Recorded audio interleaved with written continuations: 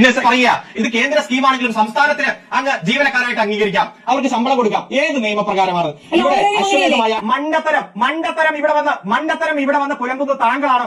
ഇവിടെ കേന്ദ്രത്തിന്റെ സ്കീം, ആ സ്കീമിൽ എങ്ങനെ ശമ്പളം കൊടുക്കുന്നത്, ഏത് നിയമം, ഏത് റൂള് പ്രകാരം ഒന്ന് പറയൂ താങ്കൾ. ഏത് നിയമപ്രകാരം, ഏത് റൂള് പ്രകാരം കേന്ദ്രത്തിന്റെ ഒരു സ്കീം സംസ്ഥാന ഗവൺമെന്റിന് ഏറ്റെടുത്ത് അത് ജീവനക്കാരായിട്ട് അംഗീകരിച്ച് അവർക്ക് ശമ്പളം കൊടുക്കാം, ആനുകൂല്യം കൊടുക്കാം, പെൻഷൻ കൊടുക്കാം, സംസ്ഥാനത്തിന് കൊടുക്കാൻ സാധിക്കാത്തത് ഈ കേരളത്തിൽ മാത്രം എങ്ങനെ സാധിക്കും?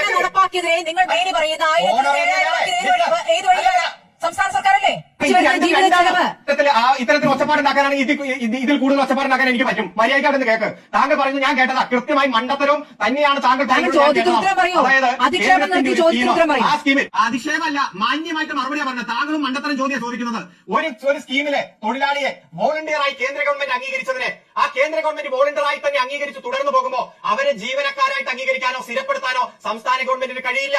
ആ താങ്കൾ ഇപ്പോൾ ചോദിക്കുന്ന ഹോണറേറിയം അത് വേറെ. ഇവിടെ ജീവനക്കാരായിട്ട് അംഗീകരിച്ചവർക്ക് ശമ്പളം, സാലറി കിട്ടണം എന്നുള്ളതാണ്. താങ്കൾ ഒരു സ്ഥാപനത്തിന്റെ ജീവനക്കാരായിരിക്കും, താങ്കൾ കിട്ടുന്ന ഹോണറേറിയം അല്ലല്ലോ, ശമ്പളമല്ലേ. ആ ശമ്പളം കിട്ടുന്ന ആൾക്കാണ് മറ്റു പല ക്ഷേമ പദ്ധതികളുള്ളത്. ആ ശമ്പളം കിട്ടുന്ന ആൾക്കാണ് പെൻഷൻ ക്ലെയിം ചെയ്യാൻ കഴിയുന്നത്. ഇതൊന്നും ഒരു വോളണ്ടിയറായി പ്രവർത്തിക്കുന്ന ആൾക്ക് പറ്റില്ല. വോളണ്ടിയർ